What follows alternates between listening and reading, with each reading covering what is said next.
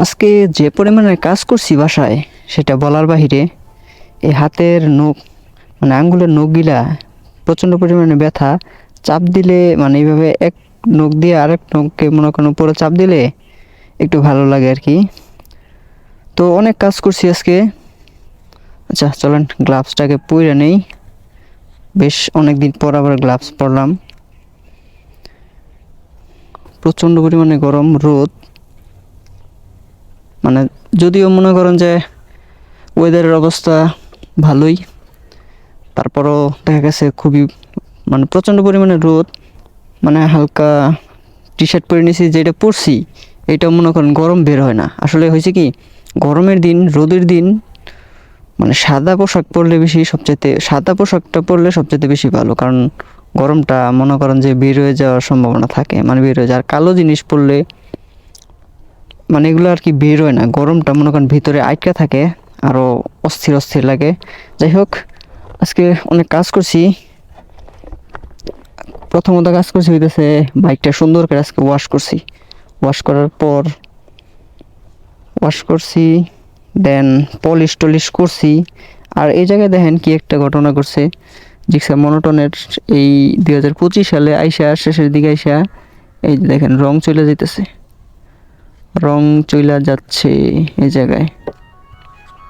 আসসালামু আলাইকুম, ভালো আছেন? গাড়ি তো আমার এই নতুন না, সেকেন্ড হ্যান্ড কিনছিলাম আর কি। দেখতে তো নতুনের মতনই দেখা যায়, তাই না? ও তারপর একটা ব্যাগ আছে, ব্যাগটা নিয়ে একটা দোকানে রাখতে হইব। এটাতে কিছু সয়াবিন তেল আনতে হইব, ছোট একটা বোতল আছে। তো চলেন রাইড করি, দেন তারপর কথা বলি আর কি। বিসমিল্লাহ। যদিও ওয়ার্ম আপ সকালেই করা হয়েছে, পরে হালকা পাতলা মনে করেন যে রাইড করার পর ওয়াশ কইরা দেন আবার একটু চালাইয়া দেন রাইখা দিছিলাম। দেন বাসা থেকে আবার অল্প একটু জায়গা চালাইয়া জায়গায় দাঁড়াইয়া পরে ব্লগটা স্টার্ট করলাম। দেন এখন দেখেন রোদের কি অবস্থা, রোদ অনেকটা উপরে আছে। সময় হইতেছে 4:57। আমাদের এরিয়া থেকে ব্লগটা স্টার্ট করলাম আর কি। তো চলেন, এখন আসলে হয়েছে কি, এই জিক্সার মনোটনে আমি মনে করেন যে এর আগে শুনছি যে রংটা নষ্ট হয়। এখন দেখি আমার বাইকের রংটাও চলে যাইতেছে। চলে যাওয়ার ফলে মনে করেন বাইকে বাজা যাবেন। আচ্ছা, রং নষ্ট হওয়ার মনে করেন যে কারণ আসলে খুঁজে পাইলাম না। হয়তো বা কোনো কিছুর ঘষা লাগছিল, ঘষা লাগার পর মনে করেন যে কি হয়েছে, মানে কোনো একটা আঘাত লাগছিল, ভালো বড় ধরনের আঘাতের পর মনে করেন আস্তে আস্তে রং উঠে যেতেছে। এই জায়গায় খুব জরুরি, খুবই তাড়াতাড়ি একটা কিছু করতে হইব, নাইলে রংটা আস্তে আস্তে নষ্ট হয়ে যাব। যাই হোক, তো যেটা কাজ করছিলাম সেটা হইতেছে বাসায় তো বাইক ওয়াশ করলাম, ওয়াশ করার পর বাড়ির যে পানির ট্যাঙ্কি আছে, তো ওই ট্যাঙ্কি পরিষ্কার করলাম। ওই ট্যাঙ্কি পরিষ্কার করার পরে পরে মনে করেন যে আঙুলগুলা এরকম ব্যথা হয়েছে, অনেক ঘষাঘষি করতে হয়েছে। তো ওগুলো মনে করেন বাসায় অন্য কেউ করতে পারে না, দেন আমারই করতে হয়। অন্য কেউ করা সম্ভব হয় না। এদিক দিয়ে নামবো মানে কাদার মধ্যে বাইক নামাইতে মনে চায় না, কি বলবো আসলে। কাদার মধ্যে বাইক নামাইতে মজা না, এত সুন্দর করে ওয়াশ করার পর মনে করেন যে কাদা থেকে নামাইতে মন চায়। যাই হোক, যেটা বলতেছিলাম, তো বাড়িতে পানির ট্যাঙ্কি ওয়াশ করলাম, দেন তারপর গোসল করলাম। গোসল করার পর তারপর আবার বাইকটা যখন শুকিয়ে গেল, বাইক ধোয়ার পর রেখে দিয়েছিলাম। তারপর আধা ঘন্টার উপরে হবে যে কী করছি, একটু উল্টা মারতেছি, তাছাড়া উপায় নেই। কারণ আমাদের এই জায়গায় জানেন তো অল্প একটু জায়গা, তবে অন্য কারোর ক্ষতি হইব ওইভাবে কিন্তু আমি উল্টা মারতেছি না। আমি প্রয়োজনে 5 মিনিট দাঁড়ায় থাকবো, কিন্তু আরেকজনের যাতে ক্ষতি না হয় সেই দিকে চিন্তা করেই দেন উল্টা মানে যেমন আর কি যাইতেছি। যাই হোক, যেটা বলতেছিলাম সেটা হইতেছে পরে বাইক আধা ঘন্টার উপরে হইব যে এটা ওয়াশ করছি, সরি পলিশ করছি, পুরো গাড়িটা পলিশ করছি আজকে। মানে এরকম করে এর আগে পরে কখনো করা হয় নাই, বাট কিন্তু আজকে করা হয়েছে। আচ্ছা, এইদিকের ছোট্ট একটা এই জ্যামটা পার হইয়া তারপর আমার এই ছোট্ট একটা ব্যাগ আছে, ব্যাগটা একটা দোকানে রাইখা তারপর আমি আসতেছি আর কি। তো এই জায়গার ফুটেজ আপনাদের নাই দেখাই।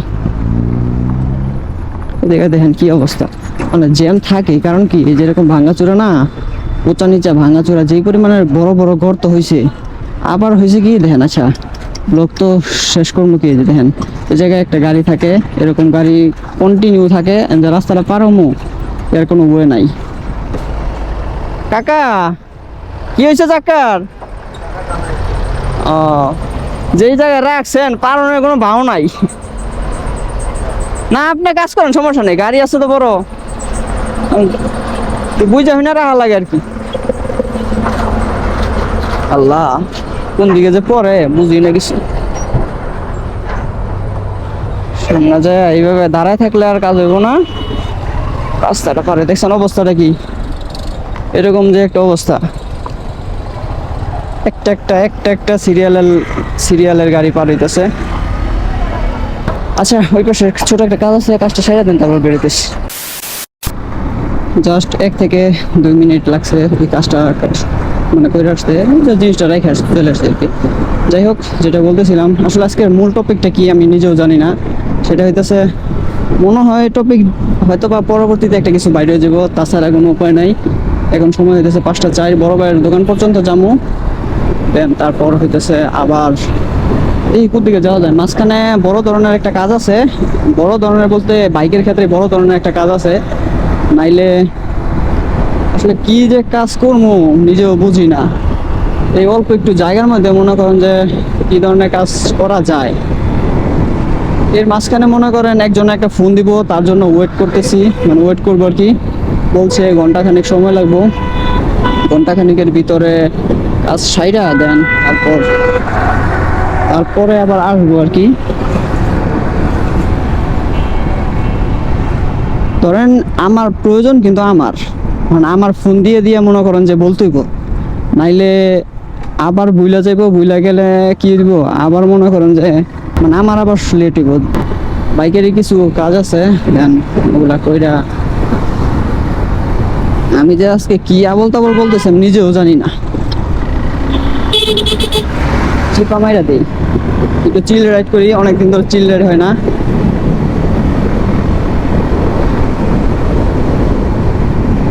লাইফে এনজয় করতে গেলে প্রথমত মনে করেন যে আপনার একটা বাইক লাগবে, মানে বাইক ছাড়া আপনি মনে করেন যে সব ধরনের, মানে একটা বাইক থাকলে আপনি সব ধরনের ফিল নিতে পারবেন রাস্তাঘাটে চলার ক্ষেত্রে।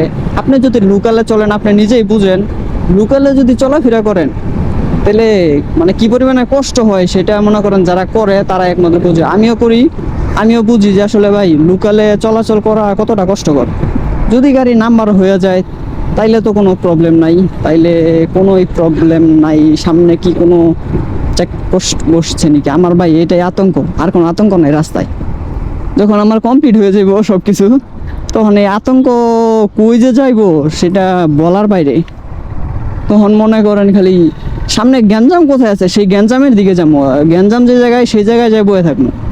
মানে পুলিশ ধরবো, ধরুক, সমস্যা নাই, ধরবো, কাগজ দেখবো, ছেড়ে দেবো, আলহামদুলিল্লাহ, যাতে খুব তাড়াতাড়ি হয় এটাই দোয়া করেন।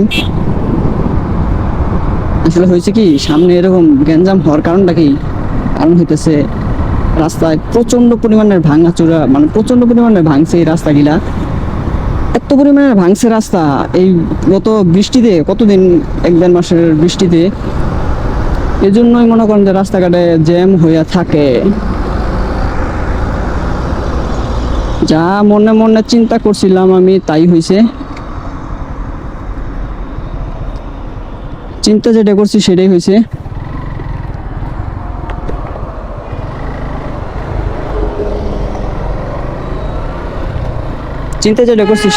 মনে করেন চেকপোস্ট আছে, পুলিশ আছে, কিন্তু ধরবে না, ভয় পাইলেই ভয়, আসলে ভয় পাইলেই ভয়, ভয়কে করতে হবে জয়। আচ্ছা, এদিকে ডাইনে ইউটার্ন নিব, ইউটার্ন নিয়ে দেন তারপরে বের হবো আর কি। সামনে ইউটার্ন থেকে ঘুরে আসলাম, আসলে যেটা বলতেছিলাম, আসলে মনে করেন যে লোকালে যে চলাফেরা করলে এটা তো বুঝেনি আপনারা কীরকম হ্যাসাল পোহাইতে হয়। আর যদি একটা বাইক থাকে, আপনার যদি মনে করেন যে একটা বাইক আছে, তাইলে আপনি মন খুশিতে, মনের আনন্দে যেই দিকে ইচ্ছা ওই দিকে যাইতে পারবেন, যেদিকে খুশি। আল্লাহর দুনিয়াতে দেখার অনেক কিছুই আছে, অনেক কিছু দেখতে পারবেন। একটা বাইক যদি না থাকে আপনার, তাইলে মনে করেন যে আসলে অনেক কিছু মিস করা যায়। আসলে লোকালে এই গাড়ি ভাড়া দিয়া মনে করেন যে কোনোভাবে পোষায় না। সেটা সবার ক্ষেত্রেই, এটা শুধু আমার ক্ষেত্রে না, সবার ক্ষেত্রেই। কষ্ট মষ্ট করে হলেও একটা গাড়ি মনে করেন কিনতে পারছে, আলহামদুলিল্লাহ। আল্লাহ তাআলার কাছে হাজার হাজার লাখ লাখ শুকরিয়া। দেন আপনারও যদি ওরকম সম্ভব হয় একটা গাড়ি চেষ্টা করেন। কিন্তু ভাই যেইটাই করেন, যেহেতু দুই চাকার জিনিস, দুই চাকার যান মানেই যদি মনে করেন যে বেইমানি করে, তাইলে মনে করেন শেষ। কিন্তু ওইরকম সেভে আপনার বাইক রাইড করতে হইব, নাইলে হইব না। সব ধরনের সেফটি মেনটেন করে বাইক রাইড করতে হইব। মূল বিষয় হইতেছে মানে কনফিডেন্ট থাকতে হইব ভালো, যে আপনার বাইক এই জায়গায় মানে এতটুকু গতি আপনি উঠাইতেছেন, এই গতির ভিতরে যদি আপনি কন্ট্রোল করতে পারেন, তাহলে আপনি গতি উঠান, সমস্যা নাই। গতি, বাইক তো মনে করেন গতির জন্য, তাই না? তো কন্ট্রোল আপনার করতে হইব। কন্ট্রোল না করলে মনে করেন যে তাইলে আপনি হুট করে উঠলেন একটা বাইকে, উঠে মনে করেন যে হুট করে দিলেন টান 120-30, সামনে যায় আল্লাহ না করুক, আল্লাহ না করুক কোনো একটা দুর্ঘটনা যদি ঘটে যায়, তাইলে আপনার ফ্যামিলি, মনে করেন আপনার পিছনে ফ্যামিলি আছে, আপনার মনে করেন যে পিছনে লোক আছে, ফ্যামিলি আছে, ফ্যামিলিতে বাবা মা আছে, আত্মীয় স্বজন আছে, মনে করেন সব মিলিয়ে মনে করেন খুব একটা অবস্থা। এদিকে বামে একটু দাঁড়াইয়া দেন, একটু কথাবার্তা বইলা তারপরে বেরোই আর কি।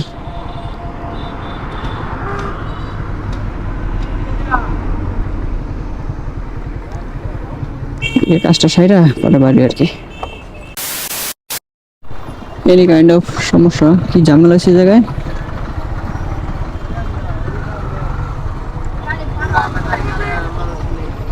এটা কি অ্যাক্সিডেন্ট আছে নাকি? এক্সেল বের হয়ে গেছে,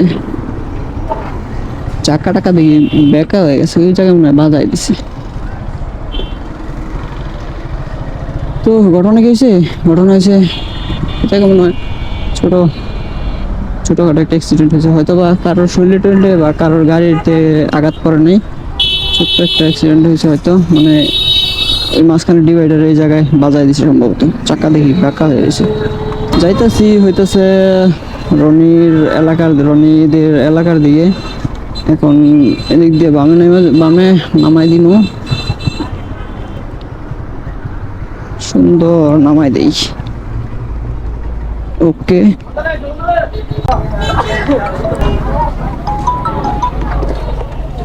রনি আসছিলাম কারখানা বাজার, হঠাৎ করে মনে করেন আবার একটা ইমার্জেন্সি একটা কাজ করে গেছে, যে কাজের জন্য ভাবছিলাম যে হয়তো বা ফোন দিত না। আজকে দেখেন, আজকে ওয়েট করি নাই, ওয়েট না করার কারণে মনে করেন যে আজকে এখন ফোন দিচ্ছে। মাত্র খেলে আসছি, সময় দেখেন কত, 5:43। আমার অল্প সময়ের ভিতরে মাস্টার বাড়ি যাইতে হইব, তাড়াহুড়োর মধ্যে আছি। তাড়াহুড়ো করলো, চোখ কান খোলা রাখা তারপর যাইতে হইব। চোখ তো যেমন খোলায়, কানও খোলা, কানটা হইতেছে শব্দ হইব, কেউ হর্ন দিলে ওই হর্নের শব্দ শুনতে হইব আর কি, সেটাই হচ্ছে চোখ কান খোলা।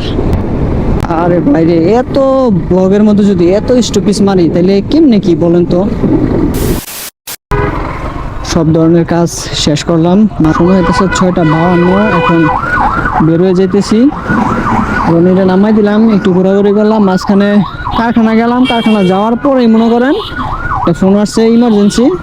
আজকে দেখেন কি একটা ঘটনা, এমনি দিন মনে করেন যে মানে প্রয়োজনে দাঁড়ায় থাকি, কিন্তু লোকের কোনো খবর পাওয়া যায় না। আজকে দেখেন, আজকে নিজে দাঁড়াই নাই, ভাবলাম যে দেরি হবে, তার জন্য মনে করেন যে দাঁড়াই নাই, ঘুরতে গেছিলাম। তো যায় পৌঁছেই মানে গাড়ি থেকে নামি নাই, তারপরে ফোন আসছে যে আইসা নিয়ে যেতে। এখন ওকে সব কিছু তো নিয়ে আসলাম, ওদিকে ঘুরলাম, ঘুরা রনিলে সালনা নামাই দিয়া এখন আবার যাইতেছি তাহলে আর কি ভিডিও আর ওরকম টপিক আজকে ওরকম কোনো টপিক হইলো না, জাস্ট যা হলো এর ভিতরেই।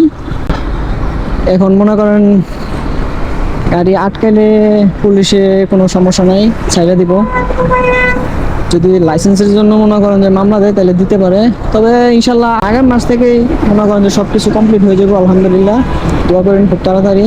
সময় হলে ট্যুর দিব, ট্যুরে যাব, আরও গ্যাজেট বাড়াইতে হবে, গ্যাজেটও বাড়াইতে হইব, দেন আর অনেক কিছু করতে হইব।